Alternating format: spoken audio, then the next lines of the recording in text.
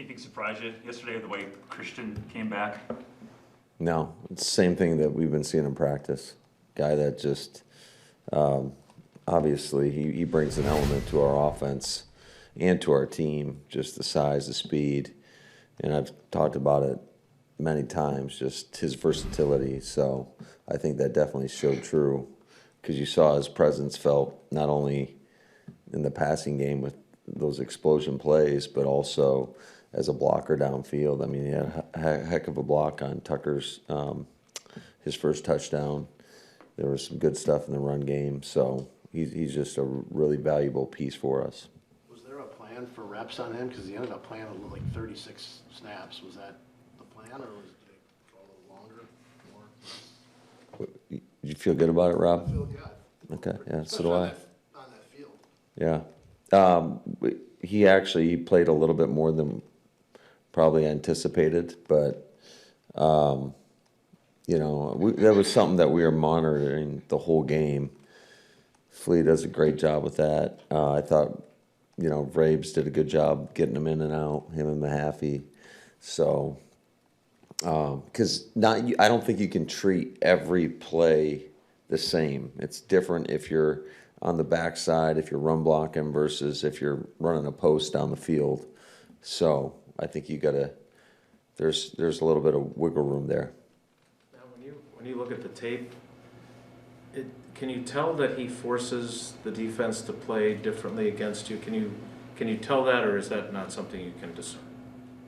No, I mean, typically most defenses, if a guy's going deep, somebody got to guard him. So whether it's him or somebody else, I don't necessarily know how much that factors in. Where you can tell is just like the detail with how we do certain things. He's played a lot of ball for us, and he has a great understanding of what we're trying to accomplish. And I think really, as good as we played in moments, it was still pretty sloppy when I went back and watched the tape. So that's why, we're always going to be about the process. And I know the results weren't great in the first half, and they were much better in the second half, but there was still some sloppy play in the second half. So you can't ignore that. I mean, you got to get it fixed. We were able to overcome it. I asked Quay last night if 2022 Quay Walker would have been able to restrain himself when DK went at him, and he said, hell no. Yeah. What sort of growth have you seen from him, not only as a player, but in kind of the guy he is? Oh, yeah. He's wearing a C on his jersey for a reason. He's definitely earned it, and I think just the growth, you've seen him as a player. He's playing at a really high level right now. But the maturity that he's shown, and I told him after the game, I was really proud of him for how he represented what we want to be about. Just playing between the whistles, play nasty between the whistles, and then let them do all that extra stuff. And I thought that just was a big time, a really mature moment for him. There's a couple of provocations, right? There's a little chippy out there. I mean, just in terms of what DK did to Quay, like he stuck the finger in the mask. Yeah, I mean that's not easy to not respond, but that is, in my eyes, that's the epitome of being team first. Allow them get. That was a critical penalty in the game. You're talking going from 3rd and 2 to 3rd and 17. Now you're in a chunk defense, and they got to check the ball down, and they're punting. So, that was a big time play. The way I look at it, that was as good as a takeaway. Matt, did you talk to McManus either after the game or today and just get a feel for, whether his leg was sore or he wasn't as strong, or what might have been going on yesterday? I mean, kickers miss kicks. That's what I can tell you. And, we always have a line to gain prior to the opening kick based on how the warm-ups went, and we stretched it in that situation. The first one, I think we were on the 39-yard line. In hindsight, I wish we would have just, because I had told Jordan, hey, potentially based on what we're doing here, you might have 4 downs. It's just, do you stretch the line to gain to kick a longer field goal? Or do you go for on 4th and 10?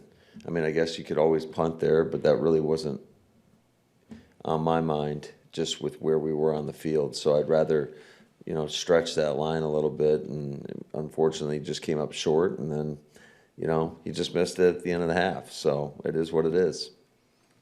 What went into the decision to play Valentine as much as you did over Hobbs?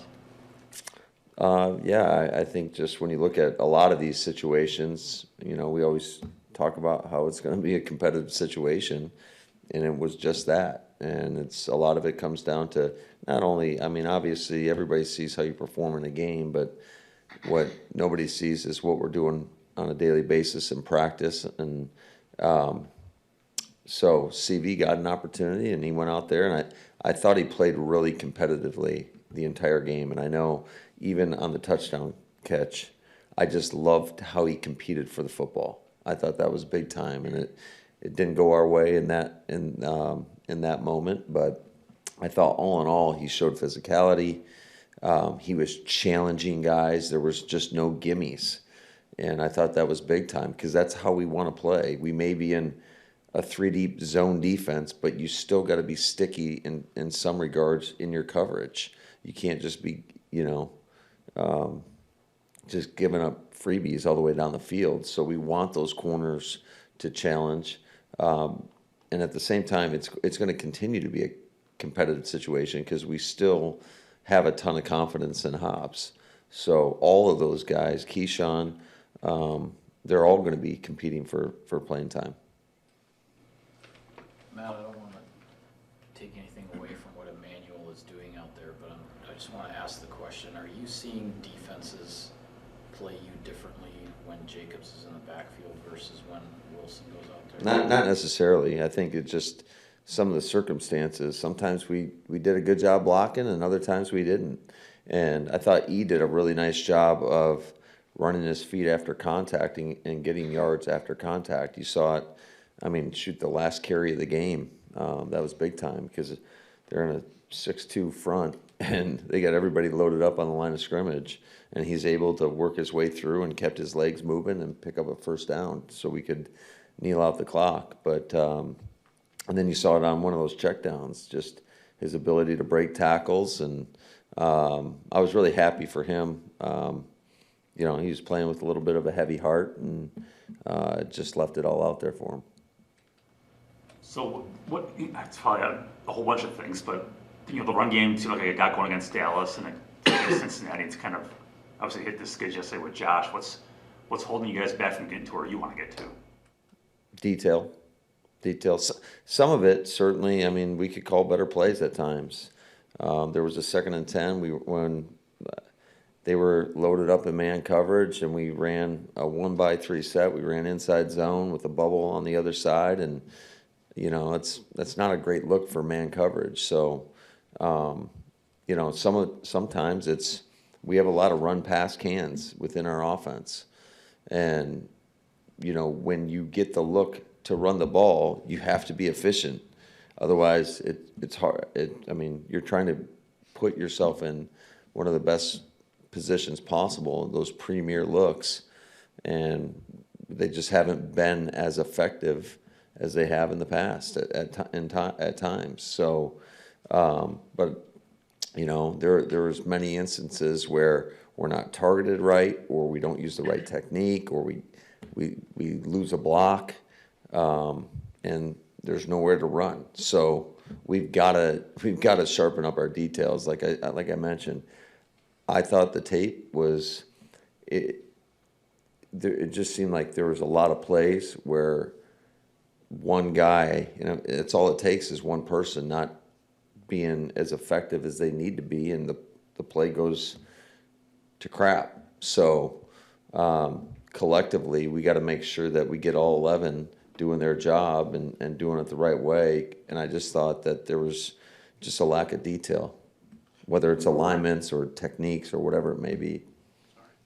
You're right. Nick Neiman's back injury, is that going to be a bad one? Yeah, it's definitely a concern. I haven't gotten the final word yet. but we're concerned about it. Matt, how did Jordan's performance look on film? Because it sure looked damn impressive live.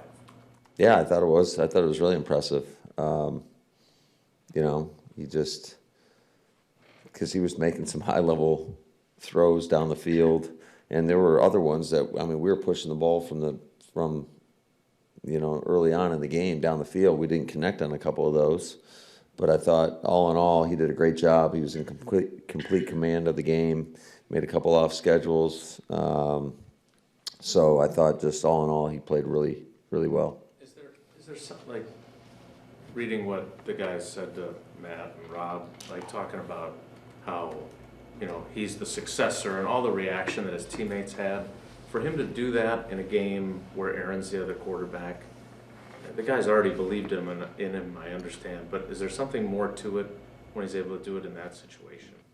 Well, I think it's pretty meaningful I think that speaks also to the respect that we have for a guy like Aaron Rodgers and the guys that were here and were able to witness and see how he would perform, not only on the Sundays, but also in practice and all that. But yeah, Jordan's shown a ton of growth. We have a ton of confidence in him, and I thought he played a complete game. We've asked you about every receiver under the sun about does this guy need to get more targets and that guy need to get more targets? So I'm not going to ask that, but Tucker's gotten a lot of targets the last 2 games. Is that a byproduct of he's just the guy who's getting open, or is he so effective you're trying to get him the ball a little bit more? I'd say it's both. I mean, certainly we want to get everybody involved, but the bottom line is it's about winning. It's about moving the football. It's about scoring points. And a lot of times you can't dictate what coverages teams are going to play, and that certainly dictates where the ball is going to end up going. So, within every game plan, we try to put in things for each individual. I just can't guarantee where the ball is going to go unless we're calling a jet sweep or a screen to a guy. Then you can pretty much force feed it. But that was not a good team to run those types of plays against because they were so wide with their edges, and they do such a good job getting out of the stack in the screen game. So when you watched them on tape, they weren't as effective. What was more effective was actually dropping back and throwing the football, kind of like what Cincinnati did. So Matt, it's about winning, and you want all your guys to be that way, and most of the time they probably are. But what about when they're not? Like, how do you handle, a guy who doesn't feel great about the number of targets? Like, do you have conversations with him? Like, how do you make sure that, I know your heart's in the right place trying to get everybody involved, but it doesn't always work out that way. So how do you handle that with guys?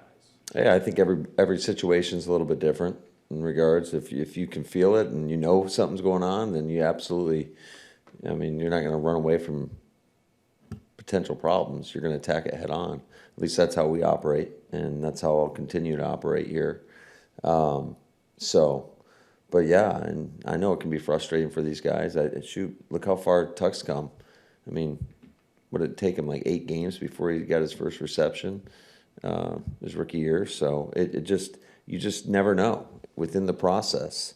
That's why you just got to keep working and try to do your job.